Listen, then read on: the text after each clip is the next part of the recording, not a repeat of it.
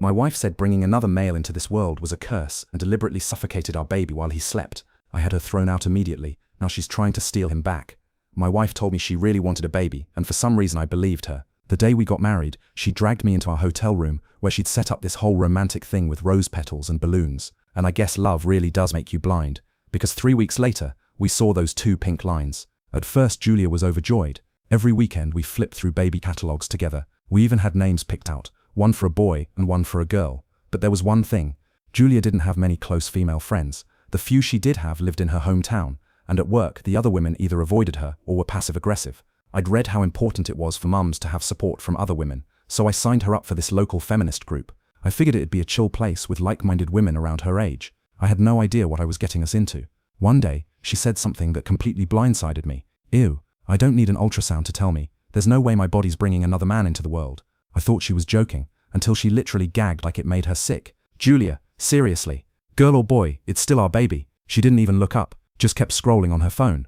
I tapped her shoulder, kind of laughing it off. Don't, she snapped. You wouldn't get it, you're one of them. That cut way deeper than I expected. It felt gross, like I was the enemy. I wasn't sure what to do, so I called her sister. Up until this point, Julia had been amazing. I hoped this was just hormones, but I needed a backup plan, especially since I didn't really have family of my own growing up in foster care. Her sister told me Julia had always been really impressionable and sometimes got caught up in bad ideas. Usually it passed. She promised me that if anything ever happened to our baby, especially if it was a boy, she'd step in. That gave me a little peace of mind. But then came the 20-week ultrasound. Total nightmare. When the tech happily said, "It's a boy," Julia shoved the probe away and sat up. "Check again. That can't be right." The poor woman looked thrown off. "Ma'am, I've done this for 15 years. I said check again," Julia snapped. I had to physically hold her back because she was lunging at the technician. Security was called. We got escorted out of the clinic. The day our son was born should have been one of the best in our lives, but even before he came out, the nurses told us it was a boy, and Julia completely lost it. She screamed so loudly it sounded like the news hurt more than the labor itself.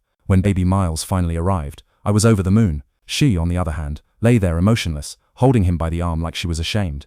Not long after we got home, I brought up the idea of her family taking care of Miles for a bit. She said yes immediately, no hesitation. Yes, absolutely. I told her they'd be there in an hour, and she took Miles to lie down with her. I figured they were napping. His last nap with Mum. I was watching TV when I heard Miles cry. My chest tightened, and I bolted upstairs, calling her name. But the door was locked. Something felt really wrong. I pounded on the door, begging her to open up. When she didn't answer, I forced it open, and that's when I saw it. Julia was lying on top of Miles. He was covered in bruises. She kept saying it was an accident, but I didn't care. As soon as her family arrived, I handed Miles over and told them to leave right away. He almost didn't make it, I shouted, my voice cracking. She tried to play the victim. Of course, typical man, always blaming the woman. I stopped listening. I had the baby monitor footage, and in it you could clearly see, she locked the door and laid down on top of him. Her eyes were wide open. She meant to do it. I packed Miles's stuff that first week, while she just stood in the doorway, arms crossed, watching. She didn't lift a finger. I grabbed diapers, clothes, bottles, everything. My hands were shaking as I zipped up the diaper bag.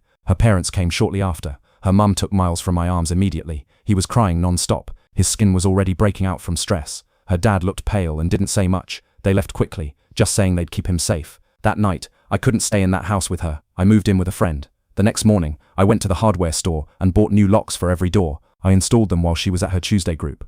I also backed up the baby monitor footage to a hard drive and stashed it in my car. Something told me I'd need it later. Julia came home angrier than usual. She stormed into Miles's room and started throwing her stuff into boxes. I watched from the hallway as she peeled off the little animal stickers we once put up together. When she saw me, she turned coldly. "This room needs to be cleansed of his presence," she said. I didn't respond, just walked away. By Thursday, most of Miles's stuff was gone. I caught her outside, loading boxes into her car. "Where are you taking that?" I asked. She didn't say a word, just slammed the door and drove off. Later that evening, I realized the baby monitor's SD card was missing. I searched everywhere, but it was just gone. The next morning, I found a note on the kitchen counter, Julia's handwriting, neat and sharp. "Custody will be corrected sooner than you think. No child should be kept from his mother." My hands shook reading it. I immediately called her parents to warn them. They reassured me that Miles was okay, and already doing better. Her mum mentioned they'd arranged for someone to be with him full time, just in case. Then came the second week. I walked out to go to work and found all 4 tires slashed, completely ruined, the rubber shredded. Inside the freezer, tucked under a box of ice cream, I found a pamphlet, handwritten. It accused me of misogyny, of abusing a struggling new mum, of using patriarchal tools to separate a woman from her child. The wording sounded painfully familiar. I'd seen similar phrases on posts from Julia's feminist group. That's when I went to the police. The officer who came by was sympathetic, but with no concrete proof, there wasn't much he could do. I had to get my car towed and spent most of the day sorting things out with insurance. Missed work. My boss wasn't thrilled.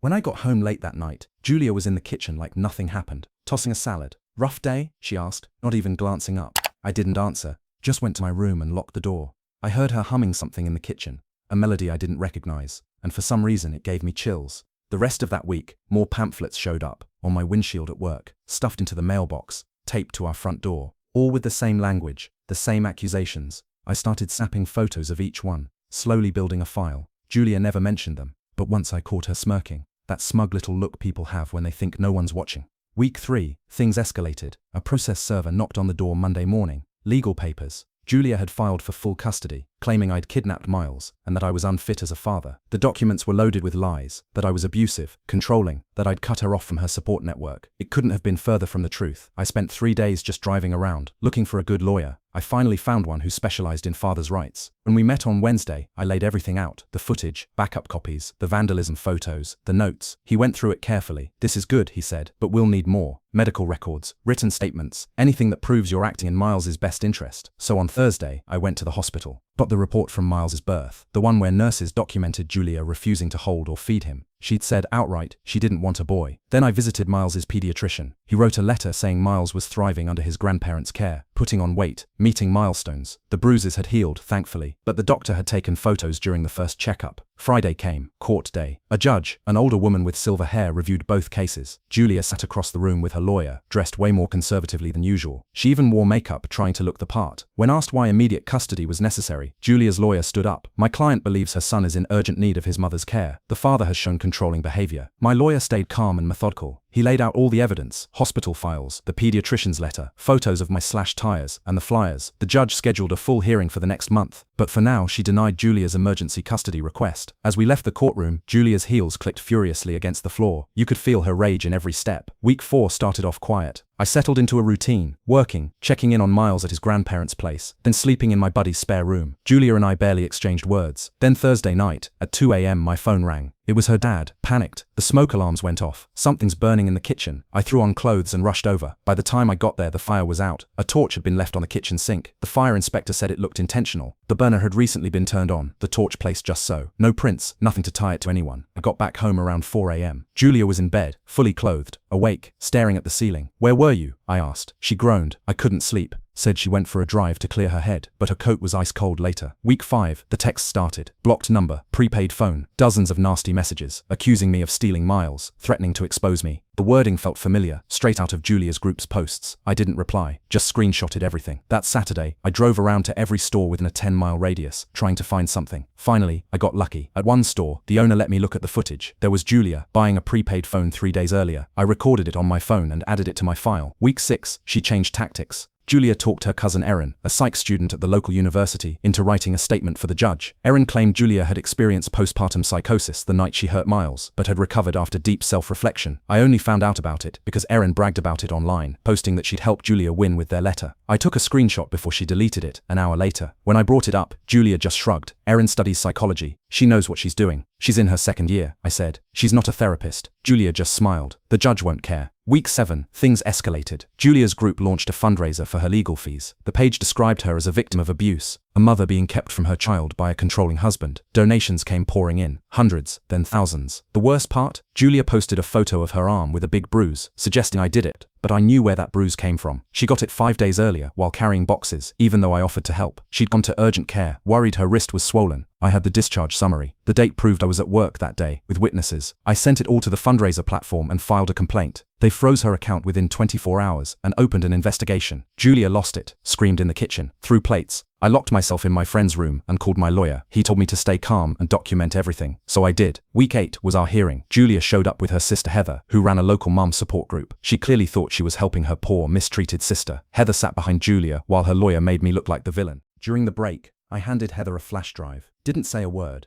She looked confused, but took it.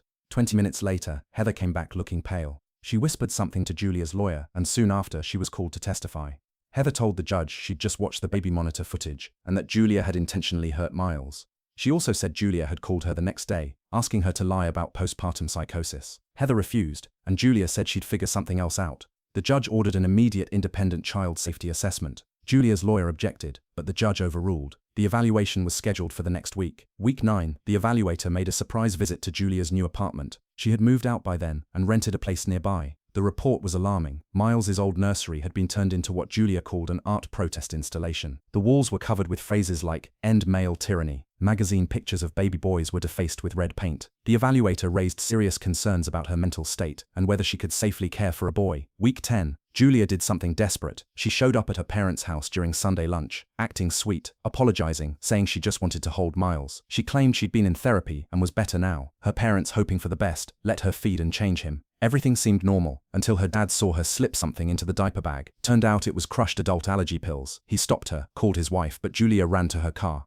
In her panic, she hit a parked car and sped off, leaving behind paint scraps and a busted taillight. Neighbors saw everything and called the cops, but she was gone by the time they arrived. Week 11, criminal charges were officially filed. The police issued an arrest warrant for reckless endangerment after the drug incident and her escape attempt. Julia's lawyer, realizing how stacked the evidence was, convinced her to negotiate a deal. The plea agreement required her to undergo mandatory therapy and allowed supervised visits, but only if a psychiatrist cleared her after 6 months. A restraining order was granted to protect both Miles and me. By week 12, Julia's feminist group had collapsed. Their treasurer discovered that Julia had withdrawn funds from the donation pool before it was frozen and used the money for personal expenses. Group members started questioning other claims she had made. Their social media pages were suddenly filled with apologies, directed at Miles. The online harassment disappeared overnight. A few members even reached out privately to tell me what Julia had said about Miles during meetings. Week 13 was the final family court hearing. The judge reviewed everything: surveillance footage, the attempted drugging, the criminal charge, and the psychiatric assessment. She awarded me full legal and physical custody and praised the steps I'd taken to keep Miles safe. Julia was told she could request limited contact only after showing consistent progress in therapy. The judge's message was clear: the child's safety comes first. By week 14, I finally moved back into the master bedroom. I boxed up the rest of Julia's belongings, repainted Miles's room in soft yellow and blue. Her parents helped me reassemble his crib and install baby gates on both staircases. We created a new routine: weekly family dinners where Miles could feel surrounded by love. Julia's sister started coming too, sometimes with her kids. Even Heather showed up once, apologizing for not seeing the truth sooner. Julia began attending court-mandated therapy. We focused on her progress. Her therapist confirmed she'd been present for every session and was beginning to take responsibility. She had written an apology letter, which my lawyer forwarded to me. One night, during Miles's bedtime routine, I read it to him. He listened with his big serious eyes, then turned over and fell asleep. I saved the letter. Maybe one day, when he's older, he'll want to read it himself. Eventually, the court allowed brief supervised visits at a neutral family center. Julia came in once, held Miles awkwardly for 20 minutes under the supervision of a social worker, and then left. Half a year after everything began, Miles took his first steps. We were all at his grandparents' house for Sunday dinner. I knelt on one side of the living room, while his grandparents knelt on the other. We called to him. He looked between us, grinned, and ran straight into my arms. Everyone clapped. Julia's mum cried happy tears. That night, after I put Miles to bed, I went out to my car and deleted the final backup of the baby monitor footage. Justice had been served. Miles' future didn't need to carry that shadow anymore. We were finally free to move forward, with a family that chose love over ideology, safety over bitterness. Miles would grow up knowing he was wanted, safe, and loved. That's all that really mattered. Then, the following Tuesday, I got a call from Julia's therapist. She wanted to speak with me privately about Julia's progress. I agreed, thinking it might help Miles in the long run. But as soon as I stepped into her office, something felt off. Dr. Elaine looked nervous, constantly glancing at her phone. "Your wife made some concerning comments during our sessions," she began carefully. "She's convinced Miles was stolen from her. She's obsessed with getting him back, no matter the cost." I froze. What kind of comments? Dr. Elaine showed me her notes. She's been researching child protection laws in other states. She mentioned having help, people who support her. I'm concerned she's planning something. I thanked her and left immediately. That afternoon, I installed new security cameras around the house and changed every lock. I also called Julia's parents to warn them. Her mum sounded shaken. "We were just about to call you," she said. Julia showed up this morning asking strange questions, like what time Miles naps, when we take him to the park, things like that. The next few days passed in tense silence. I kept checking the cameras, waiting. Then Friday afternoon, while I was at work, I got a motion alert. Julia was at my front door, trying different keys. When none of them worked, she walked round to the back and tested the windows. I called the police on the way home. By the time they arrived, she was gone, but she'd left something behind. A paper envelope taped to the back door.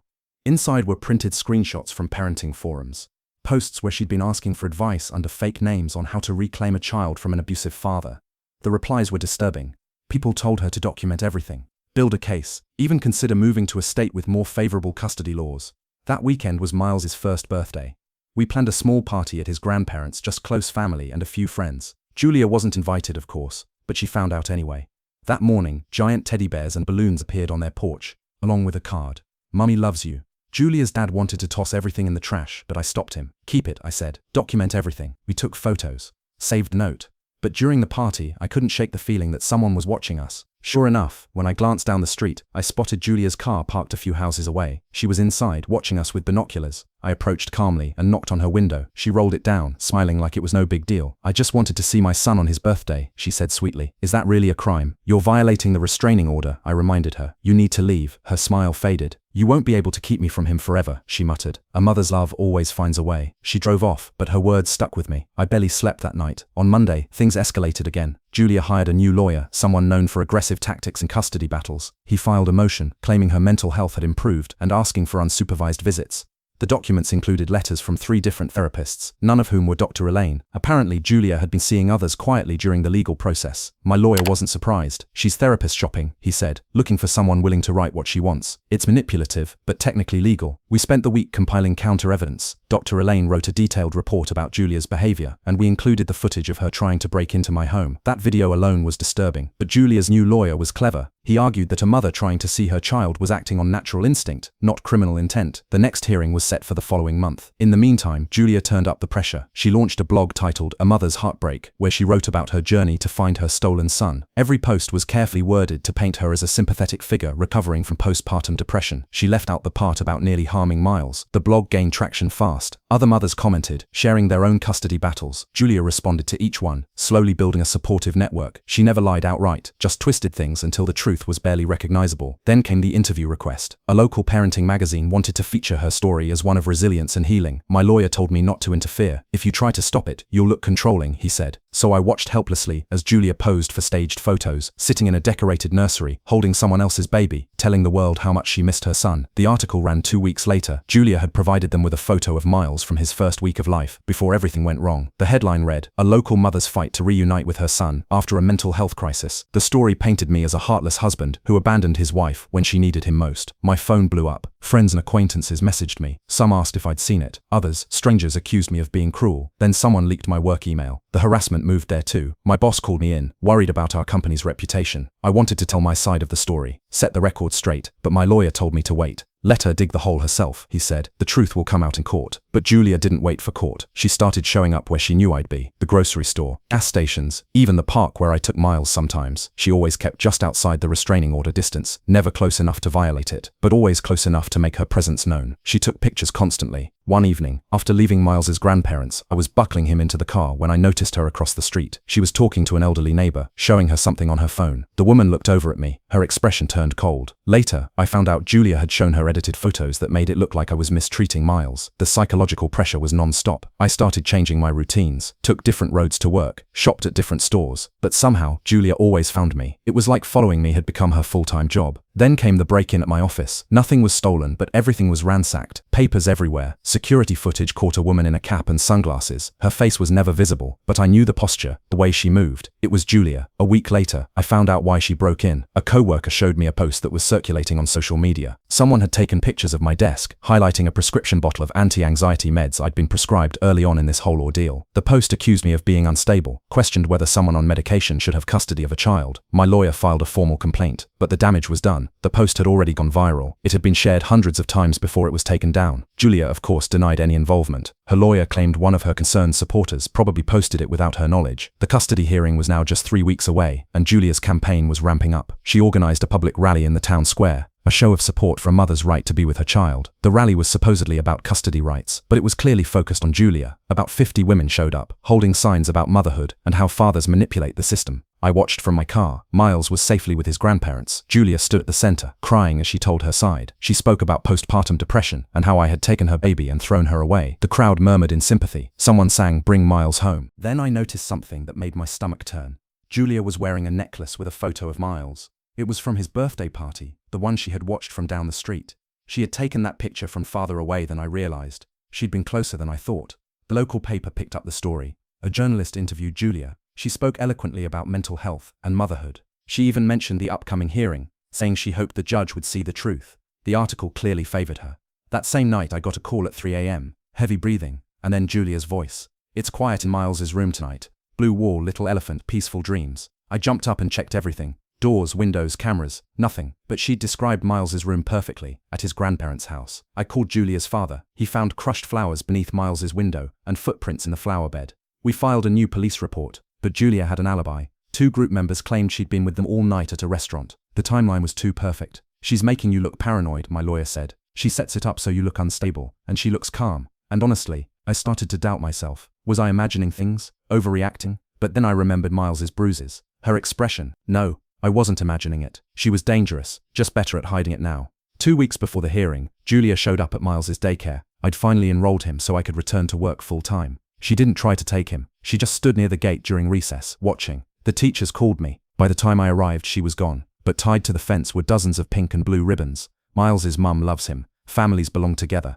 Let me come home. Some parents noticed. A few even looked sympathetic. The director apologized, but said technically Julia hadn't broken any rules. That night, I saw her car parked near my house again, this time with 3 women from her group. They didn't get out, just sat there staring. When I approached, they slowly drove off. The intimidation worked. I was exhausted, always tense. Miles picked up on it. He became clingy, cried when I left the room. Even Julia's parents were feeling it. Her mum started taking anxiety meds. Her dad installed a full home security system. Then letters started showing up, not to me, but to everyone around me. My boss, my co-workers, neighbors, even the pediatrician, all from concerned citizens, questioning if I was stable enough to raise a child. They mentioned my anxiety meds and all the police reports I'd filed. My boss supported me, but he was worried. A couple employees said they didn't feel comfortable. He suggested I take some personal time. I knew exactly what was happening. Julia was isolating me. Even the pediatrician, Dr. Brian, pulled me aside. I know the truth, he said. But other parents are asking why their kids are in the same waiting room. Fear spreads fast, and the worst part,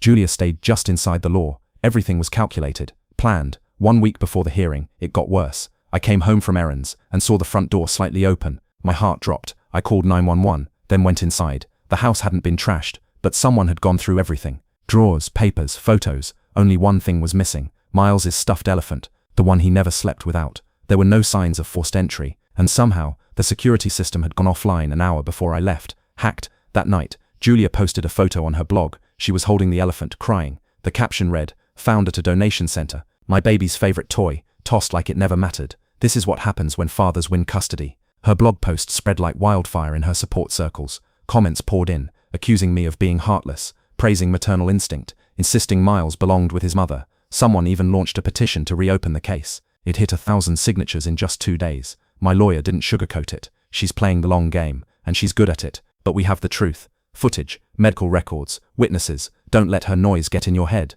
Too late. I wasn't sleeping. Dropped over 17 pounds. My hands trembled all the time. The stress seeped into everything. Work, relationships, even my ability to think straight. Exactly what Julia wanted, to make me look unstable, incapable of raising Miles. 3 days before the hearing, I made a choice. Took Miles and moved in with an old friend, 2 cities away. I needed space, away from Julia's shadow. Time to breathe, to get ready. My lawyer backed the move, said it showed I prioritized Miles's safety. But Julia found us in less than 24 hours. I don't know how. Maybe a tracker, maybe a tip-off. But there she was, calmly sitting at the park where I'd taken Miles, feeding ducks, watching us. We left immediately, but the message was clear. I couldn't hide from her. That night, I barely touched dinner. Miles felt my tension and wouldn't sleep. I held him tight, wondering if I had anything left to keep going.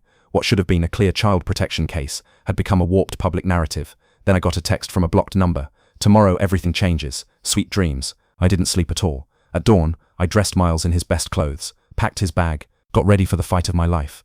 Julia had spent months swaying public opinion. Now it was time for the real courtroom. I dropped Miles off at his grandparents'. His grandmother hugged me tightly.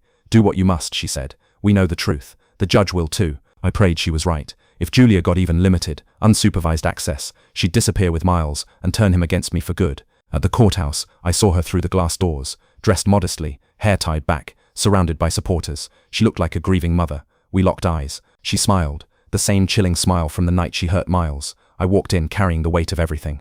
Julia's side was packed with allies. Mine? Just my lawyer and a few relatives. Judge Naomi entered, new to the case, known for being thorough and fair. Julia's lawyer stood first, delivering a passionate speech about redemption and motherly love. He read letters from new therapists praising her progress. My lawyer countered with Dr. Elaine's recent report, listing the stalking, the break-in, the harassment, and the stuffed elephant incident. But Julia's team came prepared. They presented sworn statements from her dinner companions, security footage placing her at a diner that night, even a tech expert claiming the blog post came from a public library computer, not her own. It introduced just enough doubt. Then came the judge's questions. Why was I on anti-anxiety meds? Why did I take Miles out of town? Julia's lawyer pounced on every response, twisting my words. So you're saying your mental state wasn't stable? You moved Miles without notifying anyone. I felt trapped, smothered. Then Julia took the stand. She was measured, soft voice, well-timed tears, talked about Miles being taken from her, claimed her only mistake was trying too hard to see him, even apologized for the stuffed elephant, saying she found it in a donation bin and it overwhelmed her. When asked about the disturbing nursery she painted, she said it was part of trauma therapy, recommended by her counselor, claimed it was already repainted. The judge listened closely. My stomach twisted. She was convincing them. The judge said she'd review everything and give a ruling by the end of the week. As we walked out, Julia leaned in and whispered, "See you soon." That week felt endless. She timed the tears perfectly. Her voice cracked when she spoke about Miles's disappearance. She admitted poor judgment, painted it as a mother's desperation, even apologized for the elephant incident, saying she'd found it in a toy bin, and got emotional. The judge looked affected. She asked about the disturbing nursery painting. Julia didn't flinch, claimed it was art therapy, a coping mechanism, said she had already painted over it, preparing a real space for Miles's visits. My chest tightened. I could feel her winning. The judge said she'd review everything and give a decision within the week. As we left, Julia leaned in and whispered, "See you soon." That week was hell. I'd just come back from Miles's grandparents' place. We added more cameras, changed the locks again. Julia's parents were just as anxious. Her mum told me Julia had asked about Miles's passport, whether we kept it at home. On Thursday, my lawyer called. His tone gave it away. The judge granted supervised visits, he said. 2 hours, every Saturday, starting this weekend. The floor dropped beneath me, he added. She believes Julia deserves a chance to rebuild things, under supervision. I'm sorry. I hung up, sat frozen. Julia had won, not completely, but enough, and I knew it was only beginning. Saturday came too fast. I dressed Miles in his favorite dinosaur shirt and headed to the visitation center, sick to my stomach. The place felt like a hospital, sterile, cameras on every wall. A social worker waited at the door. Julia was already there, in a soft pink dress, hair loosely curled. She looked like a catalog mom. The social worker lifted Miles from my arms. He started crying instantly, reaching back for me. "It's okay, buddy," I said, barely keeping it together. "Daddy's here." I was taken to a separate room, watching through a window. Julia tried singing to him, offered toys, but Miles wouldn't engage. He kept looking around, calling for me. After 20 minutes, he broke down complete. The visit ended early.